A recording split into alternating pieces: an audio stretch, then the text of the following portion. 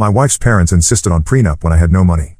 Now that I'm worth more than them, they're demanding I tear it up and threatening grandparents' rights if I refuse. I, 34M, have been married to Sarah, 32F, for 6 years. We have a 4-year-old daughter named Emma. This whole situation started long before our marriage, but it came to a head last month in a way I never expected. Sarah comes from money. Her mother Patricia, 58F, owns 3 successful dental clinics across the city, and her father Robert, 61M, runs a property management company that handles commercial real estate. They live in a gated community and drive luxury cars. My background is different. My dad worked as a mechanic for 30 years before retiring, and my mom was a school secretary. We lived comfortably but nowhere near their level. I met Sarah 7 years ago when she was working as a marketing coordinator at a tech startup. I was doing freelance web development after dropping out of my computer science degree in my final year. The decision to leave university wasn't easy, but I had already started getting clients and saw more potential in building my own business than finishing school. From our first date, Sarah and I clicked. She understood my vision for starting a web development agency. When we moved in together after 8 months, I was still building my client base and working from our apartment. Sarah had a steady salary and covered most of our rent and groceries during those early months. I contributed what I could, but she definitely carried more of the financial load. The problems with her parents started immediately.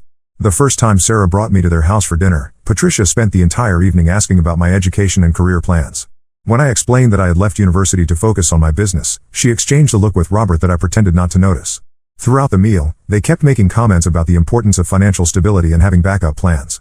Over the next 2 years, their behavior became more obvious. They would make jokes about me being Sarah's dependent. During family gatherings, Patricia would introduce me to other relatives by mentioning that I worked from home while Sarah had a real job. Robert would ask if I was still playing around with websites or if I had considered going back to school. The worst incident happened during Sarah's birthday dinner at an expensive restaurant. Patricia had invited several family friends, including a successful lawyer who was single. She spent the entire evening praising this man's accomplishments and asking Sarah detailed questions about her own career goals. When the lawyer asked what I did, Patricia jumped in before I could answer and said I was trying to figure things out. Sarah grabbed my hand under the table, but I could see she was embarrassed. Despite their treatment, Sarah always supported my business. She would stay up late helping me organize client files and celebrated every new contract I landed. When I proposed after 3 years together, she said yes immediately. We started planning a small wedding for the following spring. 2 months before the wedding, Patricia and Robert asked to meet with me privately. They came to our apartment on a Saturday morning while Sarah was at her yoga class.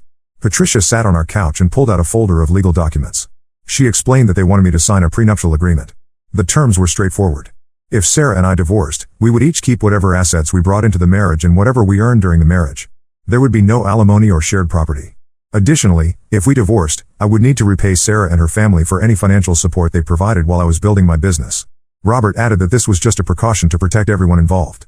He said they had nothing against me personally, but they wanted to make sure their daughter would be secure no matter what happened. Patricia mentioned that the prenup also protected my future assets from Sarah, though she said this with a tone that suggested she didn't expect me to have significant assets to protect. I asked if Sarah knew about this meeting. They said they would discuss it with her later, but they wanted to gauge my reaction first. I told them I would need time to think about it and speak with Sarah. That evening, I showed Sarah the prenup documents. She read through them twice before putting them down on the kitchen table. She said her parents had mentioned wanting some kind of agreement but hadn't given her the details. We talked for hours about what this meant and whether it was worth fighting.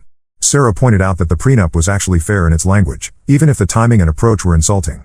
She said if I built a successful business, the agreement would protect that too. We both knew her parents were hoping I would never have anything worth protecting, but the legal language didn't reflect their assumptions. After a week of discussions, we decided to sign it. Sarah wanted to avoid a huge family fight right before our wedding. I agreed because I was confident in my business prospects and didn't want to give her parents more ammunition to use against me. The prenup signing happened at Patricia and Robert's lawyer's office. They were both there, along with Sarah and me. The lawyer explained each section, and we all signed the documents. Patricia seemed satisfied in a way that bothered me, but I focused on the fact that Sarah and I were getting married in 6 weeks. Our wedding was small but perfect. Patricia and Robert paid for the reception, which they reminded us about several times during the planning process.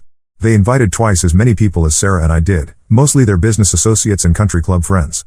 During his speech, Robert mentioned how proud he was of Sarah for finding someone who made her happy, but he also talked extensively about the importance of practical decision-making in marriage. After the wedding, my business started growing faster. I landed a contract with a regional restaurant chain to redesign their websites and online ordering systems. This led to referrals to other restaurants and eventually to hotels and retail stores. Sarah got a promotion at her company and started earning more as well. Patricia and Robert's attitude toward me didn't improve with my business success. They still made comments about my lack of formal education and questioned whether my income was sustainable.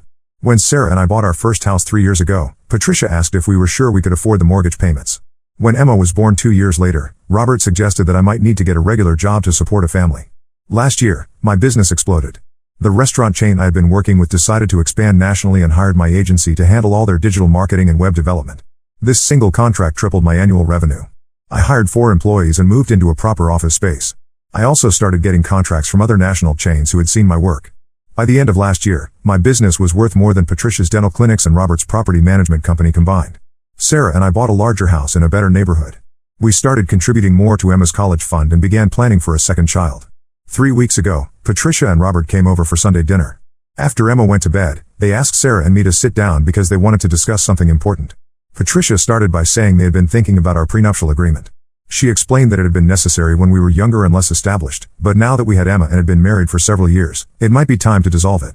She said the agreement was creating an artificial barrier in our family and wasn't reflecting the reality of our partnership. Robert added that successful marriages require trust and that keeping the prenup in place might suggest that Sarah and I didn't have complete faith in our relationship. He said they had watched us build a strong marriage and felt comfortable recommending that we tear up the agreement. I looked at Sarah, who seemed as surprised as I was by this conversation. I told Patricia and Robert that I was comfortable with the prenup remaining in place. I said it had served its purpose of giving them peace of mind, and I saw no reason to change something that was working. Patricia's expression changed immediately. She said they weren't making a suggestion but giving us advice as Sarah's parents and Emma's grandparents. She said that dissolving the prenup would demonstrate my commitment to the family and my confidence in our marriage. I replied that I was confident in our marriage, which was exactly why I didn't need to change our legal arrangements to prove anything. I pointed out that they had insisted on the prenup because it would protect everyone involved, and that protection still made sense. Robert raised his voice and said I was being stubborn and disrespectful. He said they had supported Sarah and me financially during our early years, and the least I could do was listen to their guidance now. He accused me of being suspicious and paranoid about their motives. This is where I made my mistake. I told them that I understood their motives perfectly well. I said they had wanted the prenup when they thought Sarah would always be wealthier than me, and now they wanted it gone because the situation had reversed. I said they were the ones being paranoid about protecting assets, except now they were worried about protecting Sarah's potential claim to my assets instead of protecting their money from me. Patricia stood up and started yelling. She said I was ungrateful and had no respect for everything they had done for Sarah and me. She said they had welcomed me into their family despite their reservations, and this was how I repaid their generosity. Sarah tried to calm everyone down, but the argument continued for another 20 minutes. Robert accused me of brainwashing Sarah against her own parents. Patricia said I had always been selfish and that she should have trusted her instincts about me from the beginning. Finally, I asked them to leave because their yelling was going to wake Emma. This made them even angrier. Patricia told Sarah that she needed to decide whether she was going to let her husband disrespect her parents in her own home. Sarah walked them to the door and said we would talk when everyone had cooled down. That was 3 weeks ago. Patricia has been calling and texting Sarah every day since then. The messages started with apologies for losing their tempers, but quickly shifted to renewed pressure about the prenup. Yesterday, Sarah showed me a text from Patricia saying that keeping the prenup in place proved I was planning to divorce Sarah and take everything I had earned. Sarah has tried to explain to her parents that I built my business through my own work and that the prenup doesn't change anything about our commitment to each other. They aren't listening. Robert sent Sarah a long email yesterday explaining that successful families share everything and that my insistence on keeping separate assets was selfish and un-American. I don't know what to do next. Sarah is caught in the middle, and I can see the stress affecting her. She loves her parents despite their flaws, and she wants everyone to get along. But I'm not willing to dissolve the prenup just to satisfy people who have never respected me and are now upset that their financial power play backfired. Am I wrong for refusing to tear up a legal agreement that they insisted on? Should I be more flexible since they're Sarah's parents and Emma's grandparents? Update 1: The situation with Patricia and Robert has gotten much worse. I need to update everyone on what has happened since my original post. After I posted 3 weeks ago, Sarah tried to have several calm conversations with her parents. She called Patricia the day after I posted and explained that the prenup issue was causing unnecessary stress for everyone. Sarah suggested that we all take a break from discussing it and focus on maintaining good relationships for Emma's sake. Patricia agreed to drop the subject, but her behavior proved otherwise. Over the next week, she called Sarah every morning before work and every evening after dinner. The conversations always started with questions about Emma or innocent family topics, but Patricia would inevitably steer them toward my business success and how it was changing our family dynamic. Sarah started putting these calls on speaker so I could hear what Patricia was saying. Patricia would make comments about how my sudden wealth might be making me arrogant or disconnected from our original values. She would ask Sarah if I was still the same person she married or if success was going to my head. She repeatedly suggested that people with new money often became selfish and forgot about the people who helped them along the way. The most disturbing conversation happened on a Thursday evening 2 weeks ago. Patricia called while Sarah was giving Emma a bath, so I answered the phone. Patricia seemed surprised to hear my voice but quickly launched into what seemed like a prepared speech. She told me that she had been thinking about our argument and wanted to apologize for losing her temper. She said she and Robert had always wanted what was best for Sarah and that they recognized I had worked hard to build my business. However, she said they were concerned about the long-term effects of keeping our finances completely separate. Patricia explained that in healthy marriages, spouses shared everything because it demonstrated trust and partnership. She said the prenup might have made sense when we were young and uncertain about our futures, but now it was creating artificial boundaries that could damage our relationship over time. I told Patricia that Sarah and I were happy with our arrangement and that our finances were actually quite integrated despite the prenup. We had joint checking and savings accounts for household expenses and Emma's needs. The prenup only mattered for business assets and individual investments, which seemed reasonable for both of us. Patricia's tone changed immediately. She said I was being naive if I thought Sarah was truly happy living under the shadow of a legal document that treated her like a potential threat. She said Sarah was probably too polite to express her real feelings about being excluded from my business success. This conversation continued for nearly an hour. Patricia kept insisting that dissolving the prenup would strengthen our marriage and demonstrate my maturity as a husband and father. When I continued to decline, she said she was disappointed in my selfishness and that Robert had been right about my character from the beginning. The next day, Sarah received a text from Patricia asking her to lunch without me. Sarah agreed, thinking this might be an opportunity for her mother to move past the prenup issue. The lunch lasted 3 hours, and Sarah came home visibly shaken. Patricia had spent the entire lunch trying to convince Sarah that I was taking advantage of her financially and emotionally. She argued that the prenup proved I didn't trust Sarah and was already planning for our marriage to fail. She said successful men often abandon their wives once they achieved wealth, and the prenup was my way of making sure Sarah couldn't claim any of my assets when I left her for someone younger. Sarah told her mother that these accusations were ridiculous and hurtful. She explained that we had both agreed to sign the prenup and that it protected both of us equally. She also pointed out that I had been nothing but supportive of her own career and that we made all major decisions together. Patricia responded by saying that Sarah was being manipulated and couldn't see the situation clearly because she was too close to it. She said that as Sarah's mother, she had an obligation to protect her daughter from making mistakes that could ruin her future. She urged Sarah to consult with a divorce attorney, not to file for divorce, but to understand her legal position and options. When Sarah refused and said she wanted to end this conversation, Patricia became upset. She said Sarah was choosing a man who didn't respect her family over the parents who had always put her first. She accused Sarah of being ungrateful for everything they had provided and said she was worried about what kind of example we were setting for Emma. That evening, Sarah and I had our first real argument about this situation. She was exhausted from dealing with her parents' pressure and frustrated that I wasn't willing to compromise. She asked if signing a document to dissolve the prenup would really be such a terrible thing if it meant peace with her family. I explained that this wasn't about the prenup anymore. Patricia and Robert were trying to control our marriage and had shown that they would create drama whenever they didn't get their way. Giving in to their demands would only encourage more manipulation in the future. Sarah understood my point but said she was tired of being caught in the middle. The situation escalated last weekend when Patricia and Robert showed up at our house unannounced on Saturday morning. Emma was playing in the backyard, and Sarah was doing laundry. I was working in my home office when I heard the doorbell. I opened the door to find both of them standing there with serious expressions. Robert was holding a manila envelope, and Patricia was carrying a gift bag for Emma. They walked past me into our living room without being invited in. Patricia called for Sarah, who came downstairs looking confused and annoyed. Patricia explained that they needed to have a family meeting to resolve this ongoing tension. She said the prenup issue was affecting everyone's relationships and needed to be settled immediately. Robert opened the manila envelope and pulled out several documents. He explained that they had consulted with their attorney about the best way to dissolve our prenuptial agreement. He said the process was simple and could be completed within a week if we all cooperated. Sarah asked why they had taken this step without discussing it with us first. Patricia replied that they were tired of going in circles and wanted to present us with a concrete solution. She said they had already paid their attorney's fees and just needed our signatures to move forward. I told them that we weren't interested in dissolving the prenup and that showing up with legal documents was inappropriate and disrespectful. Robert responded that I was being stubborn and that my refusal to cooperate was damaging Sarah's relationship with her family. The argument that followed was the worst we had ever had. Patricia accused me of being controlling and paranoid. Robert said I was trying to isolate Sarah from her family and that successful marriages required compromise and flexibility. They both insisted that the prenup was a symbol of distrust and that keeping it in place proved I didn't love Sarah enough to be vulnerable with her. Sarah defended me and our marriage, but she also expressed frustration with the ongoing conflict. She said she loved her parents and wanted them to be part of Emma's life, but their behavior was making that difficult. She asked them to respect our decision and stop pressuring us about our personal legal arrangements.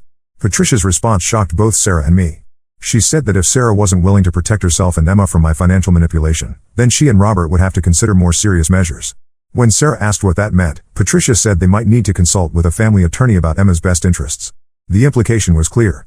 They were threatening to pursue grandparents' rights or some other legal action involving Emma if we didn't comply with their demands about the prenup.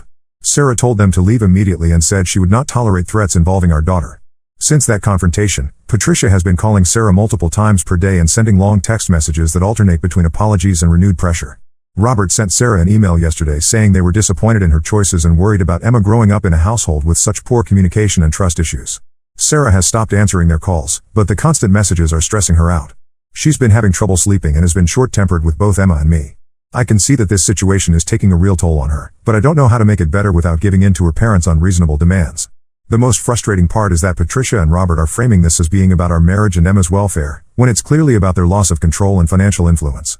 They never cared about the prenup when they thought it protected their money. Now that the tables have turned, they want to change the rules. I'm starting to think that there might not be a peaceful resolution to this conflict. Patricia and Robert have shown that they're willing to use manipulation, emotional blackmail, and even threats involving Emma to get their way. I'm not sure how much more of this Sarah can handle, and I'm worried about what they might do next. Update 2: I wish I could say things have gotten better, but Patricia and Robert have escalated their behavior in ways I didn't expect. The situation has become more serious, and I'm genuinely concerned about the impact on Sarah and Emma. After my last update, Sarah decided to try one more approach with her parents. She wrote them a long email explaining that their behavior was hurting our family and that she needed them to stop pressuring us about the prenup. She said she loved them and wanted them to be part of Emma's life, but they had to respect our decisions as adults and parents. Sarah's email was thoughtful and calm. She acknowledged that they had provided financial support during our early years and said we were grateful for their help. However, she explained that their current behavior was creating stress that was affecting her health and her relationship with Emma. She asked them to take a step back and give everyone some space to cool down. Patricia's response arrived 2 days later. It was a 10-page document that she had apparently worked on with Robert. The email started with expressions of love and concern for Sarah and Emma, but quickly turned into a detailed attack on my character and our marriage. Patricia claimed that she had been researching the psychological effects of prenuptial agreements on marriages. She included links to articles about how separate finances could create emotional distance between spouses and undermine trust. She argued that my insistence on keeping the prenup was evidence of commitment issues and potential narcissistic tendencies. The email also included a timeline of what Patricia called red flags in my behavior over the years. She listed instances where I had made decisions without consulting her and Robert, times when I had seemed distant at family gatherings, and occasions when I had prioritized work over family events. She interpreted all of these normal behaviors as signs that I was manipulative and controlling. The most disturbing part of Patricia's email was a section about Emma's future. She wrote that children from homes with financial secrecy and marital distrust often struggled with their own relationships as adults. She said she was worried that Emma was already showing signs of anxiety and behavioral problems because of the tension in our household. This claim about Emma was completely false. Our daughter is a happy, well-adjusted 4-year-old who loves school and has good friendships. Her teachers have never expressed any concerns about her behavior or emotional state. Patricia was either imagining problems that didn't exist or deliberately lying to support her argument. Sarah was devastated by this email. She had hoped that reaching out to her parents would open a door to better communication, but instead they had responded with a vicious personal attack on her husband and false claims about her child. She spent an entire evening crying after reading Patricia's message. I convinced Sarah to take a break from all communication with her parents. We blocked their phone numbers and email addresses temporarily, just to give ourselves some peace while we figured out our next steps. For about 2 weeks, things were much calmer in our house. Sarah started sleeping better, and we were able to focus on our normal routines with Emma. The peace ended when Patricia and Robert enlisted Sarah's Aunt Linda, 52F, to intervene on their behalf. Linda is Patricia's older sister and has always been close to Sarah. She called Sarah at work and said she was concerned about the family conflict and wanted to help mediate a solution. Sarah agreed to meet Linda for coffee, thinking that a neutral family member might be able to help resolve the situation. Linda seemed understanding at first and acknowledged that Patricia and Robert had handled things poorly. She said they were worried about Sarah and had probably let their concern override their judgment. However, Linda's true purpose became clear when she started asking detailed questions about our finances and the specific terms of our prenup. She wanted to know how much my business was worth, whether Sarah had any legal claim to my assets, and what would happen to Emma if Sarah and I divorced. Sarah realized that Linda wasn't there to mediate but to gather information for Patricia and Robert. When Sarah refused to discuss our private financial arrangements, Linda became pushy and said that family members should be transparent with each other about important matters. Linda then revealed that Patricia and Robert had been telling their extended family that I was financially abusing Sarah by keeping her locked out of my business assets. She said several relatives were concerned and wondered if Sarah needed help protecting herself and Emma. Sarah was horrified to learn that her parents had been spreading false information about our marriage to other family members.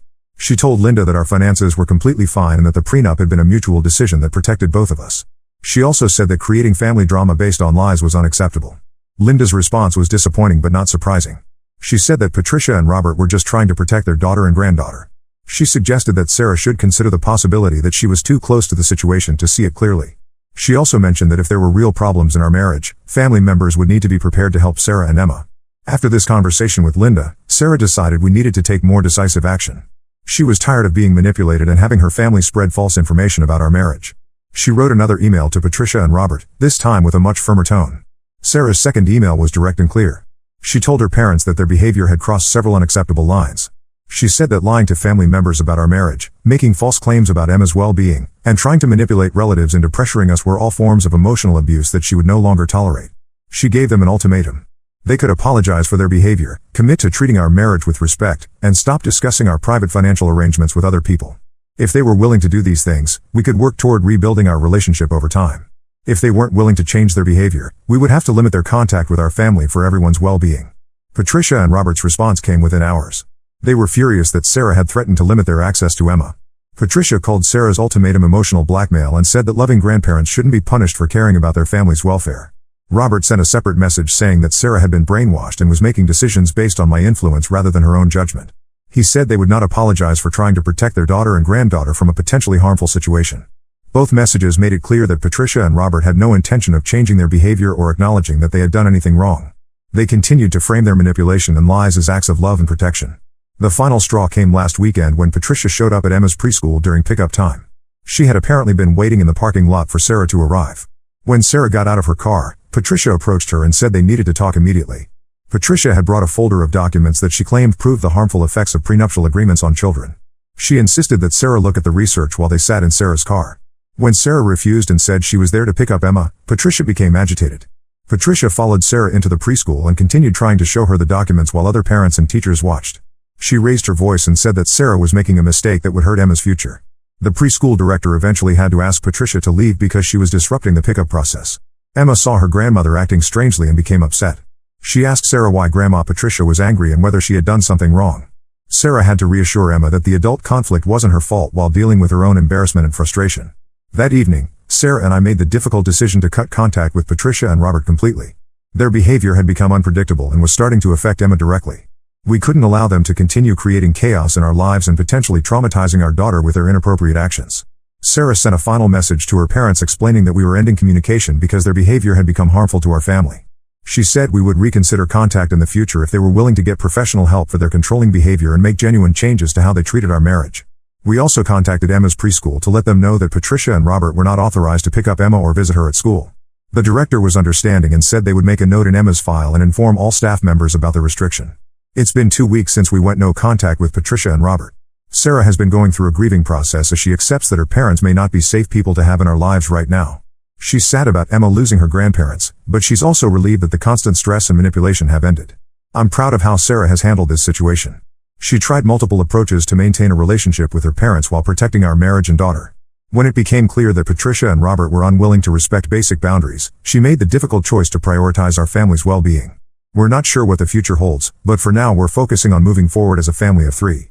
Emma has adjusted well to not seeing her grandparents regularly, and the peace in our house has been worth the difficult decision to cut contact. Update 3: I'm writing what I hope will be my final update on this situation. The past 4 months have been challenging but ultimately positive for our family. Patricia and Robert's behavior has confirmed that we made the right decision to cut contact. The first month after going no contact was relatively quiet. Patricia sent a few text messages to Sarah's work email address, but they were mostly brief requests to talk. When Sarah didn't respond, the messages stopped. We thought maybe Patricia and Robert had accepted our decision and were giving us space. We were wrong. In month 2, they started a campaign of indirect contact through other family members. Sarah's cousin Jennifer, 29F, called to say that Patricia was worried sick about Sarah and Emma. Jennifer said Patricia had been crying at family gatherings and seemed genuinely distressed about the estrangement. Sarah explained to Jennifer that we had tried multiple times to resolve the conflict with her parents, but they had refused to respect reasonable boundaries. She said we weren't trying to punish anyone, but we needed to protect our family from ongoing manipulation and stress. Jennifer seemed to understand, but 2 weeks later Sarah's Uncle Tom, Patricia's brother, called with a similar message. Then Sarah's grandmother on Patricia's side reached out. It became clear that Patricia and Robert were systematically contacting relatives to pressure us into resuming contact. The most manipulative attempt came when Patricia sent Emma a birthday card 2 weeks before Emma's 5th birthday. The card contained a long handwritten note about how much Patricia missed Emma and wanted to be part of her life. Patricia included photos of herself and Robert with Emma from happier times and wrote about all the fun activities they used to do together. Sarah was furious that Patricia had tried to manipulate Emma's emotions to pressure us into contact. Emma asked why Grandma Patricia had sent her a card but wasn't coming to her birthday party. Sarah explained that sometimes adults have disagreements that make it hard for families to spend time together, but that it wasn't Emma's fault and she was loved by many people. We decided to have Emma's birthday party at a local indoor play center to avoid any possibility of Patricia and Robert showing up at our house. The party was wonderful, and Emma had a great time with her friends from school and neighbors from our street. 2 days after the party, Patricia and Robert showed up at Sarah's workplace. Sarah works in a small office building, and they waited in the lobby until she came down for lunch. When Sarah saw them, she tried to walk past without engaging, but Patricia blocked her path and said they needed to talk. Patricia had brought a large photo album filled with pictures of Sarah and Emma with her and Robert. She started flipping through the pages and talking about all the memories they had created together as a family. She said Emma needed her grandparents and that Sarah was being selfish by keeping them apart. Robert joined in by saying they had been patient long enough and that this separation was hurting everyone involved. He said they were willing to overlook Sarah's disrespectful behavior if she would agree to bring Emma for regular visits. He mentioned that they had consulted with an attorney about grandparents' rights and knew what options were available to them. Sarah told them that threatening legal action was exactly the kind of behavior that had led to the estrangement in the first place. She said their inability to respect boundaries was proof that they weren't safe people to have around Emma. She asked them to leave her workplace and said she would call building security if they didn't go voluntarily. Patricia became emotional and started crying in the lobby. She said Sarah was breaking her heart and that she didn't understand why her own daughter was being so cruel.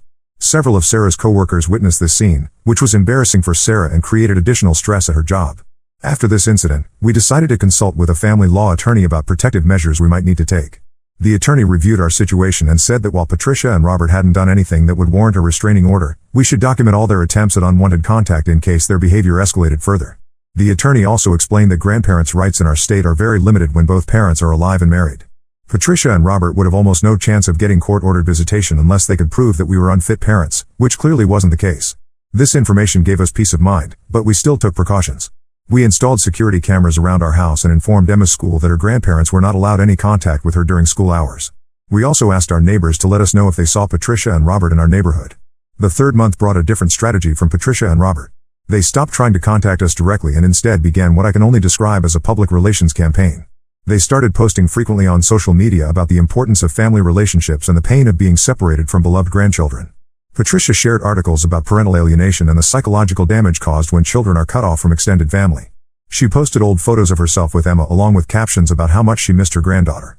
She never mentioned Sarah or me by name, but the implications were clear to anyone who knew our situation. Sarah found these posts hurtful and manipulative. Patricia was presenting herself as a victim and implying that we were harmful parents who were damaging Emma by keeping her from her grandparents. Several family friends reached out to Sarah to ask what was happening and whether everything was okay.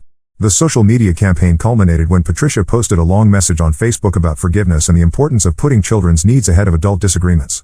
She wrote about how much Emma had enriched her life and how heartbroken she was to be missing important milestones in Emma's development. This post received dozens of supportive comments from Patricia's friends and acquaintances, many of whom didn't know the full story of our conflict. Some people shared their own stories about family estrangements and encouraged Patricia to keep trying to reconcile with Sarah. A few comments suggested that Sarah was being unreasonable and should prioritize Emma's relationship with her grandparents.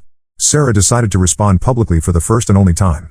She posted a brief message on her own Facebook page explaining that she had tried for months to maintain a relationship between Emma and her grandparents, but that certain boundaries needed to be respected to protect everyone's well-being. She said that she hoped someday reconciliation would be possible, but that it would require genuine changes in behavior and attitudes. Sarah's post was much more restrained than Patricia's dramatic messages, but it effectively communicated to our friends and family that we weren't the unreasonable parties in this conflict. Several people reached out privately to offer support and share their own experiences with difficult family relationships. The fourth month has been much quieter. Patricia's social media posts have decreased significantly, and we haven't had any direct contact attempts from either her or Robert. Sarah's extended family seems to have accepted that this is a serious estrangement rather than a temporary disagreement that will resolve itself quickly. Emma has adjusted well to the changes in our family structure. She occasionally asks about her grandparents, but she doesn't seem distressed by their absence. She has strong relationships with my parents, who visit regularly and have stepped up their involvement in her life. Sarah's cousin Jennifer has also maintained contact with us and sometimes brings her own children to play with Emma. Sarah has been seeing a counselor to help process the grief and guilt associated with cutting contact with her parents. The counselor has helped her understand that she made the right decision for her family and that she cannot control her parents' reactions or behavior. Sarah has also learned techniques for managing the stress and anxiety that sometimes arise when she thinks about the situation. My business continues to thrive, and ironically the prenup issue that started this whole conflict has become completely irrelevant to our daily lives. Sarah and I have never been stronger as a couple. We make financial decisions together, support each other's career goals, and are planning for our future as a team. The prenup exists on paper, but it doesn't affect how we actually live our lives or manage our relationship. We've also made the decision to have a second child. Sarah is now 3 months pregnant, and we're both excited about expanding our family. Emma is thrilled about becoming a big sister and has already started planning how she'll help take care of the baby. Patricia and Robert don't know about the pregnancy yet. We've discussed whether to inform them, but we've decided that we're not ready to open that door. If they were to learn about the pregnancy from other family members, we would deal with any contact attempts the same way we've handled their previous behavior. The situation has taught us valuable lessons about setting boundaries and protecting our family's well-being. Sarah has learned that loving someone doesn't mean accepting abusive or manipulative behavior from them. I've learned that sometimes the most loving thing you can do is remove toxic people from your life, even when they're family members. We're not completely closed to the possibility of reconciliation with Patricia and Robert someday, but it would require genuine acknowledgement of their harmful behavior and real changes in how they approach relationships. Based on their actions over the past months, we're not optimistic that such changes will occur. For now, we're focused on building a healthy, happy life for ourselves and our children. We've surrounded Emma with people who love and support her unconditionally. She has 2 sets of loving great-grandparents, aunts and uncles who adore her, and family friends who have become like extended family to all of us. The drama and stress of the past year feel like distant memories now. Our house is peaceful, our marriage is strong, and Emma is thriving. We've learned that family isn't always about blood relationships, but about the people who choose to love and support you through both good times and challenges. I wanted to share this final update because I know some people might wonder whether we were too harsh in cutting contact with Patricia and Robert. Looking back, I'm confident we made the right decision for our family. Sometimes protecting the people you love most requires making difficult choices that others might not understand. Sarah and I are grateful for the support we've received from friends and family members who understood our situation and respected our decisions. We're also grateful for the perspective this experience has given us about what truly matters in life and relationships. The prenup that caused so much drama is still in place, and it will probably stay there indefinitely. Not because we don't trust each other, but because it's no longer worth the energy to change something that doesn't affect our actual relationship. Patricia and Robert's attempt to control our marriage through legal manipulation ultimately failed, and we've moved on to focus on more important things. Emma starts kindergarten in a few months, and we're looking forward to this new chapter in her life. She's confident, curious, and kind, everything we could hope for in a daughter. She's growing up in a home where her parents respect each other, communicate openly, and prioritize the family's well-being over outside pressures. That's really all I have to say about this situation. Patricia and Robert are no longer part of our daily lives, and we're all better off for it. Sometimes the best way to win a fight is to stop participating in it altogether. Now let's move to the next story. Story 2. My mom cheated on her boyfriend with his brother. When I exposed her, she disowned me. Now she is harassing me for money. I'm a 22-year-old female, and I've been dealing with some intense family drama that's left me feeling conflicted and hurt. My mom, Lisa, 45F, has always been a complicated figure in my life. She and my dad, Tom, 47M, divorced when I was just 8 years old. It was a messy split, with lots of arguing and tension that I didn't fully understand at the time. Growing up, I always felt caught in the middle of my parents' conflicts. Even before the divorce, I have memories of them fighting late into the night, their raised voices carrying through the thin walls of our small house. My dad worked long hours as a construction manager, often coming home tired and irritable. My mom, who was a stay-at-home parent at the time, would complain about feeling isolated and unappreciated. I remember one particular night when I was about 6 years old. I had woken up to use the bathroom and overheard my parents in a heated argument. My mom was crying, accusing my dad of not caring about her or our family. My dad's voice was low and angry, saying something about financial stress and feeling suffocated. I sat at the top of the stairs, clutching my stuffed rabbit, too scared to go back to my room. That image of my parents as adversaries rather than a united front stuck with me for years. After the divorce, I lived primarily with my mom. She did her best to provide for me, going back to school to become a nurse and working long hours to keep us afloat financially. But emotionally, things were often strained between us. Lisa had a tendency to be moody and unpredictable. Some days she'd be loving and attentive, other days she'd snap at me over small things or give me the silent treatment. As a kid, I never knew which version of my mom I'd be dealing with on any given day. I remember one time when I was about 10, I had a big school project due. I needed poster board and some other supplies, but I was afraid to ask my mom for money because she had been in a bad mood all week. When I finally worked up the courage to ask, she exploded, yelling about how I always waited until the last minute and how she couldn't afford to keep buying things for my stupid projects. I ended up using an old cardboard box and some markers we had around the house. My project looked terrible compared to my classmates, and I was embarrassed to present it. That incident really stuck with me, making me hesitant to ask for help or express my needs. My relationship with my dad remained positive, even though I only saw him every other weekend. Tom was always patient and kind with me, making our limited time together special. He'd take me to the park, help with my homework, or just sit and talk with me about my life. I looked forward to those weekends as an escape from the tension at home with Mom. One of my favorite memories with my dad was from when I was about 12. He took me camping for the first time. We spent the whole weekend hiking, fishing, and sitting around the campfire. It was during that trip that I really opened up to him about how hard things were at home with Mom. He listened without judgment, offering comfort and advice.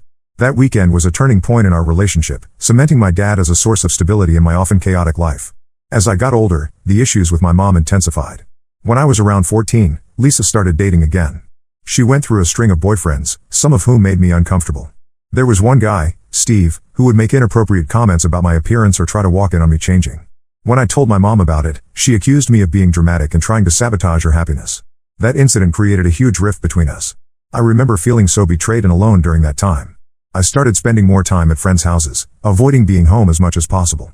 I threw myself into schoolwork and extracurricular activities, anything to keep busy and out of the house. My grades improved, but my relationship with my mom deteriorated further. Throughout high school, Lisa and I fought constantly. She'd criticize my friends, my clothes, my grades. Nothing I did was ever good enough. Meanwhile, she was out partying most weekends, often coming home drunk and berating me for being boring and prudish because I focused on my studies instead of going out. There were times I seriously considered asking to live with my dad full-time, but I worried about abandoning my mom when she clearly had issues. I recall one particularly bad fight during my junior year. I had been invited to a sleepover at my best friend's house, but my mom refused to let me go. She said I needed to stay home and help her clean the house for a date she was having over. When I protested, pointing out that she had sprung this on me last minute, she flew into a rage. She called me selfish and ungrateful, saying I was just like my father, always putting myself first. In the heat of the moment, she slapped me across the face. It was the first and only time she ever hit me, but it marked a turning point in our relationship. After that, I stopped trying to please her or gain her approval. I just focused on getting through high school so I could leave. Things came to a head during my senior year of high school. Lisa had been dating a guy named Mark, 38M, for about 6 months. He seemed nice enough, and my mom appeared happier than she had in years. Mark was a successful real estate agent, and he often took my mom out to fancy restaurants or weekend getaways. For once, she wasn't constantly complaining about money or feeling stuck. I was cautiously optimistic that maybe things were looking up. But then I discovered something that would blow up our entire family. One day after school, I came home early because I wasn't feeling well. As I walked in the front door, I heard noises coming from my mom's bedroom. Thinking she might be homesick too, I went to check on her. What I saw when I opened the door horrified me. My mom was in bed with Mark's brother, Paul, 35M. I was frozen in shock. Lisa jumped up, wrapping herself in a sheet and screaming at me to get out. I ran to my room and locked the door, my mind reeling. I couldn't believe my mom would cheat on Mark, especially with his own brother. It made me sick. For the next few days, there was intense tension in our house. My mom alternated between ignoring me completely and snapping at me angrily. I didn't know what to do. Should I tell Mark? Should I pretend I hadn't seen anything? The weight of the secret was crushing me. I remember lying awake at night, replaying the scene in my mind and feeling sick to my stomach. I thought about all the times my mom had accused my dad of cheating during their marriage, which, as far as I knew, he never had. The hypocrisy was staggering. I also couldn't help but think about Mark, who had always been kind to me and seemed to genuinely care for my mom. The thought of him being betrayed like this made me angry on his behalf. Finally, about a week after the incident, I broke down and called my dad. I told him everything, sobbing as I recounted what I'd seen. Tom was furious on my behalf. He said I shouldn't have to carry this burden and that Mark deserved to know the truth. With my dad's encouragement, I decided to tell Mark what had happened. The fallout was explosive. I called Mark and asked to meet him in person. When I told him what I'd witnessed, he was devastated. He confronted my mom, who initially tried to deny everything. But when Mark said he was going to ask Paul directly, Lisa finally admitted to the affair. Mark broke up with her on the spot. My mom was livid. She screamed at me, calling me a traitor and saying I'd ruined her life. She told me to get out and never come back. Through my tears, I packed a bag and went to stay with my dad. Lisa texted me later that night saying I was dead to her and she never wanted to see me again. For the next few months, I lived with my dad full time. He was incredibly supportive, helping me work through my hurt and anger in the aftermath of everything. I finished out my senior year and was accepted to a college about 2 hours away. As difficult as things had been, I was looking forward to a fresh start. The day I left for college, my mom showed up at my dad's house unexpectedly. She begged me not to go, saying she was sorry and that she needed me. But after everything that had happened, I couldn't bring myself to forgive her so easily. I told her I needed space and left for school with a heavy heart. That was 4 years ago. In that time, I've had minimal contact with my mom. She's reached out periodically, usually when she's going through a rough patch and wants support. But I've maintained firm boundaries, not letting myself get sucked back into her drama. College has been a time of healing and growth for me. I've made wonderful friends, excelled in my studies, and even started seeing a therapist to work through some of my family issues. I've also grown closer to my dad, who has become a rock of support in my life. Recently though, things have shifted. My mom has been persistently trying to reconnect, saying she's changed and wants to make amends. She's been sending long emails and leaving tearful voicemails. Part of me wants to believe her, to have my mom back in my life. But I'm scared of getting hurt again. I don't know if I can ever fully trust her after everything that's happened. So that's where things stand now. I'm torn between protecting myself and potentially giving my mom another chance. Am I wrong for being hesitant to let her back in? Should I try to forgive and move forward? Or maintain the distance I've established? I could really use some outside perspective on this complicated situation. Update 1. It's been about a month since my original post, and a lot has happened. I want to thank everyone who took the time to offer advice and share their own experiences. Your insights really helped me gain some clarity on the situation with my mom. After much consideration, I decided to meet up with my mom in person. We agreed to have lunch at a neutral location, a small cafe in my college town. I was incredibly nervous leading up to it, unsure of what to expect. The days leading up to our meeting were filled with anxiety. I found myself constantly replaying memories from my childhood, both good and bad. I remembered the rare good times, like when my mom took a day off work to nurse me through a bad case of the flu, or when she stayed up all night helping me finish a school project I had procrastinated on. But I also couldn't forget the countless disappointments and hurtful moments that had characterized so much of our relationship. The night before our meetup, I barely slept. I tossed and turned, imagining all the possible ways the conversation could go. Part of me was hopeful that this could be a turning point, a chance to rebuild our relationship on healthier terms. But another part of me was terrified of being hurt again, of letting my guard down only to have my mom revert to her old patterns of behavior. When I saw my mom, Lisa, I was struck by how much older she looked. The past 4 years had clearly taken a toll on her. Her hair, which she had always meticulously dyed and styled, was showing streaks of gray. There were new lines around her eyes and mouth, and she seemed to have lost weight. She broke down crying almost immediately, telling me how sorry she was for everything and how much she had missed me. It was uncomfortable and emotionally draining, to say the least. We talked for nearly 3 hours. Lisa told me she had been in therapy for the past year, working on her issues with relationships and impulsivity. She said she realized how toxic her behavior had been and how unfairly she had treated me growing up. She also revealed that she had been diagnosed with bipolar disorder, which explained some of her erratic moods and poor decision-making. As she spoke, I found myself remembering specific incidents from my childhood that suddenly made more sense in light of this diagnosis. The times when she would stay up for days, manically cleaning the house or starting new projects. The periods of deep depression when she would barely get out of bed. The impulsive decisions, like the time she spent our rent money on a shopping spree or when she quit her job without having another one lined up. Lisa went on to explain that she had been on medication for her bipolar disorder for about 6 months now, and it had made a significant difference in stabilizing her moods. She talked about the coping mechanisms she had learned in therapy and how she was working on taking responsibility for her actions instead of blaming others. While part of me wanted to believe her, I couldn't shake my skepticism. I've seen my mom go through phases of claiming to change before, only to revert to her old ways. I told her honestly that while I appreciated her apology, I wasn't ready to jump back into a close relationship. I suggested we take things very slowly, maybe starting with occasional phone calls or meetups. Lisa seemed disappointed but said she understood. She gave me a letter she had written, asking me to read it when I felt ready. I haven't opened it yet, I'm still processing everything from our meeting. After lunch, I called my dad to fill him in. Tom was supportive of my decision to meet Lisa but cautioned me to be careful. He reminded me that I don't owe my mom anything and that it's okay to prioritize my own well-being. My dad shared that he had suspected Lisa might have had bipolar disorder during their marriage, but she had always refused to seek help. He expressed hope that she was genuinely getting treatment now, but also warned me not to get my hopes up too high. In the weeks since our meetup, Lisa has respected my boundaries for the most part. She texts occasionally but doesn't push when I take a while to respond. It's a delicate balance. I'm trying to be open to the possibility of reconciliation while also protecting myself emotionally. One unexpected development is that this situation has brought me closer to my half-sister, Amy, 15F. She's Lisa's daughter from a brief relationship a few years after her divorce from my dad. Amy and I were never super close growing up due to the age gap, but she reached out to me recently. Apparently, Lisa has been leaning on Amy pretty heavily, putting her in an uncomfortable position. Amy confided that she feels trapped between wanting to support our mom and feeling overwhelmed by her neediness.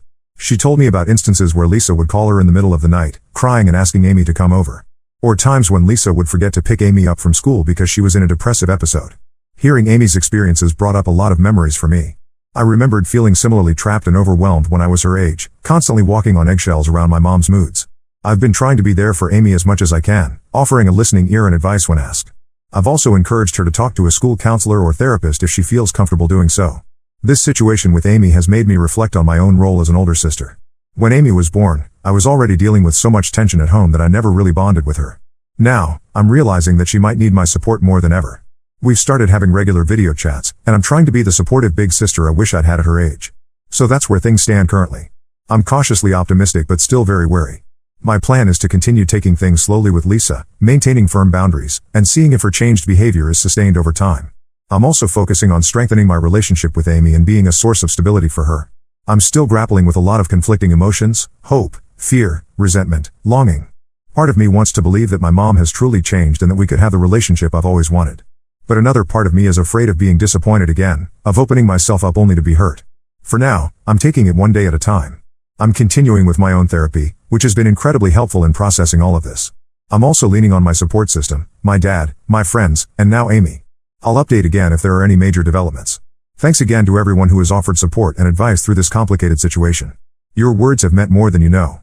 Update 2. It's been about 3 months since my last update, and unfortunately, things have taken a turn for the worse. I wanted to share what's been going on and get some advice on how to proceed. For a while, things were going relatively smoothly with my mom, Lisa. We were having semi-regular phone calls and had even met up for coffee a couple of times. She seemed to be respecting my boundaries and working on herself. I started to feel cautiously optimistic about rebuilding our relationship. During this time, Lisa shared more about her bipolar disorder diagnosis and treatment. She talked about the medication she was on and how it was helping stabilize her moods. She also told me about the cognitive behavioral therapy techniques she was learning to manage her emotions better. I was impressed by her apparent commitment to her mental health and felt hopeful that this time might be different. However, about a month ago, Lisa lost her job. She had been working as a nurse at a local hospital but was fired for repeated tardiness and unprofessional behavior. When she called to tell me, she was hysterical, blaming everyone but herself for the situation. It was like a switch had flipped, and suddenly she was back to her old patterns of behavior. As Lisa recounted the events leading to her firing, I started to see cracks in the story she had been telling me about her recovery.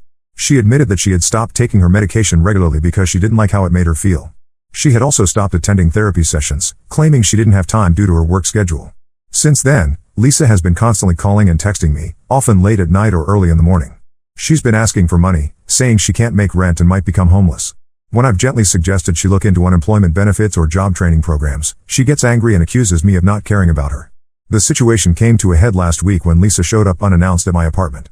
I was shocked to see her. She lives over 2 hours away and I had never given her my address.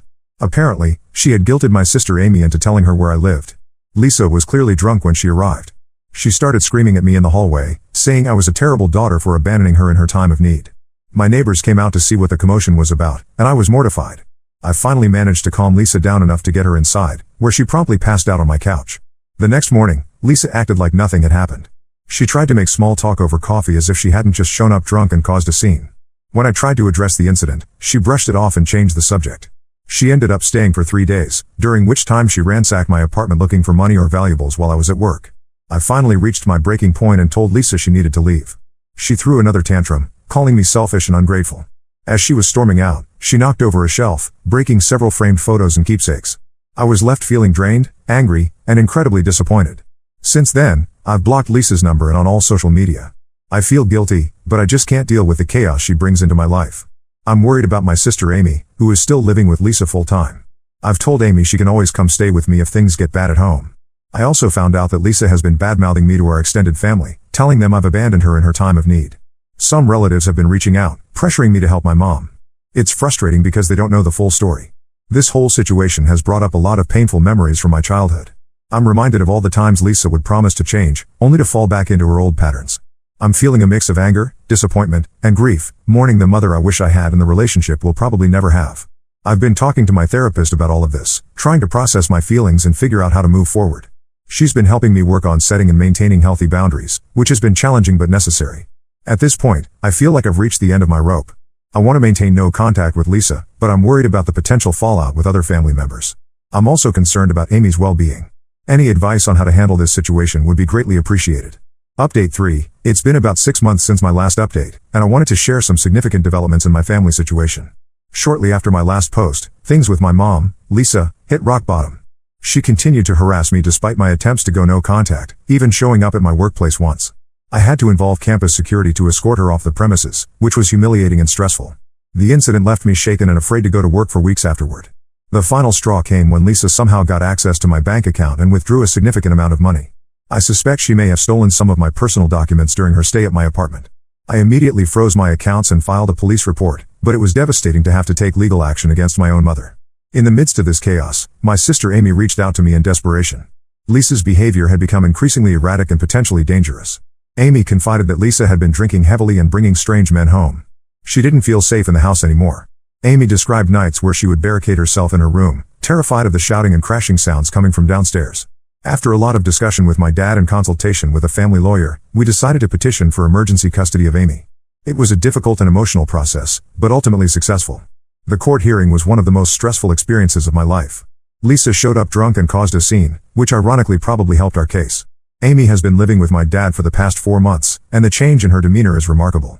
She's doing better in school and seems much happier overall. As for Lisa, she didn't take the loss of custody well. She's been in and out of rehab, but doesn't seem committed to making real changes. The last I heard, she had moved in with a new boyfriend and was talking about relocating to another state. Part of me hopes she does move away, as it might finally give us all some peace.